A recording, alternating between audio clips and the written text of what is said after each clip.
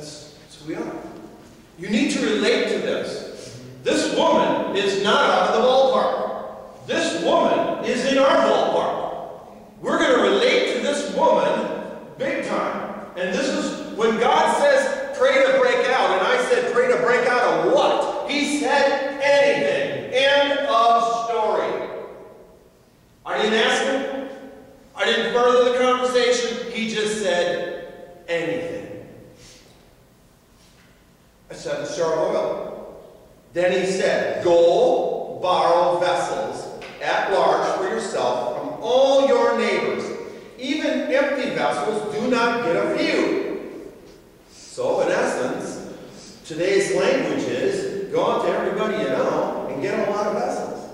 Get a lot of them.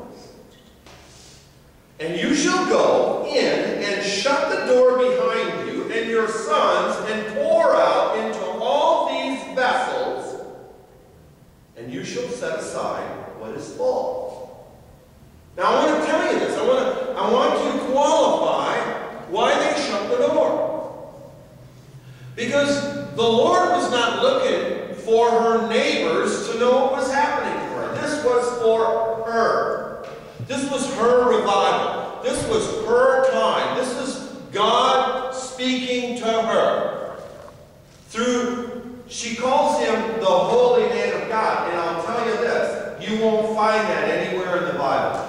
Anywhere but here. She's the only one that says Holy Man of God. No matter who's talking to the prophets, doesn't matter, kings, queens, anybody. She is the only one that says this of Elisha. She follows Elisha's command to the letter. We're going to find out just exactly how to the letter she does this. So he says, set aside what is full. Verse 5. So she went from him and shut the door behind her, and her sons followed to the letter. They, meaning the sons, were bringing the vessels to her, and she poured. When the vessels were full, she said to her son, bring me another vessel, bring me another one over. And he said to her, there is not one vessel more. And the oil stopped. Doesn't say how big the vessels were. Doesn't say how many the vessels were. We all know that he said, don't get a few. Go to everybody you know. Yeah. But the Lord does give us a window on what he did for her. Now, it doesn't make any sense what she did. All she had in her whole house was oil. She couldn't make a cake with it. She didn't have enough to go sell it. She just had a jar of oil. You see, God doesn't want to take something that makes sense to us. What good is it to him, the Creator, who takes something or takes nothing and makes something out of it? He's got to take our noise and chaos and make something out of that. When he does that for us, now we've got a testimony. Because if he does it out of common sense, what testimony is it? We'll all sit in the chairs and go, well, that makes sense. Anyways, I've done that all the time. Isn't it true? When you hear a testimony, it's like, that doesn't make any sense. But wow. Like Katie. I'm confused. Out of that confusion, look what you heard. Look what you heard. Why do you think the enemy wants you out of here, girl? So that you don't do any more of what you heard this morning. That's why the enemy brings that. Get out of here. The woman went to the man of God, and she said, I don't have anything except, what do you all have? Y'all say, I have nothing. I'm confused. I don't know what to do. But you had obviously something that somebody else didn't have.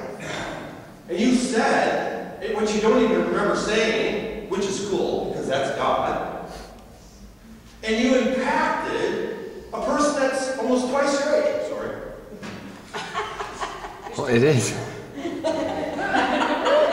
That's God taking something that doesn't make any sense to you, and now you've heard testimony from 3 people that you make a lot of sense. So God took what doesn't make any sense and He made some sense out of it.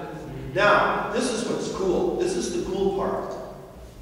She had the oil. She only had 1 jar of oil. And I'm going to say the jar was full. It was full. And I don't care if the jar was this much. She still couldn't make a cake because she had no flour. She had nothing to make anything edible. So to her it was useless. Well, I have nothing in the house except that. And what can I do with that? What is that? Can't even make a cake. You come to my house, I can't even make dinner for you. What do I got? It ain't enough to sell. So I think the vessel is small. If it was this big, she could have probably sold that oil and got some food and extended a little bit, or maybe paid the landlord off a little bit. So I think, just by what I'm hearing, that the vessel was small. Might have been only a crude of oil, one you put in a cupboard or a small place in their kitchen work area. That's just my viewpoint. Take it for what it's worth. Anyways, we now heard that the oil stopped because she had no more vessels. The Lord did what He told her to do. Through the man of God, she went out and got everyone she could, and this is what the Lord did with it. Then she came and told the man of God, and he said, "Go sell the oil and pay your debt, and you and your sons can live on the rest." I don't know about you, but that woman retired on what that oil produced out of that one vessel. It not only paid her debt, which had to be severe to take her 2 sons and leave her with nothing, to not only pay off that debt, but He said, now you and your sons go live off the rest. She didn't have to work. Wouldn't we all love that? Not have to punch in anymore. I know I would. I'd love to live off of what the Lord gave me. Now, those of you that have your Bibles, just turn the page a little bit and go to chapter 5. Naaman is healed. It says, now Naaman, captain of the army of the king of Aram, which is Ben-Hadad at the time, was a great man. Naaman was a great man, with his master and highly respected, okay? Because the Lord had given him victory. The man was also a valiant warrior. Now, I'm going to quickly go over that. He was a great man. He was highly respected. God gave him victory, and he was a valiant warrior. The only other time I heard valiant warrior was Gideon. And Gideon was threshing wheat in a wine press, hiding like a chicken, like a scared man.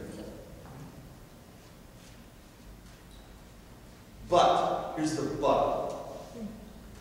For those of you that have your words, does yours say but? Yeah. So whenever it says but, something that's about to come is going to ruin what you just heard. But he had leprosy. He was not Jewish, okay? He was a pagan. If he was Jewish, he wouldn't be a captain of the army. He would have been exiled into the wilderness. But pagans stuck by the people a little bit closer. Doesn't make it right. It just makes that you spread the disease all that much more. You see, God gave the law to cut the disease down, not make it more prevalent. But he was a pagan, so he was still leading the men. And he was valiant, and he was good. And the king loved him. And it says, now the Arameans had gone out in bands and had taken captive a little girl from the land of Israel, and she waited on Naaman's wife. Now, I'm going to use Katie a little bit, because I don't think Katie's a little girl.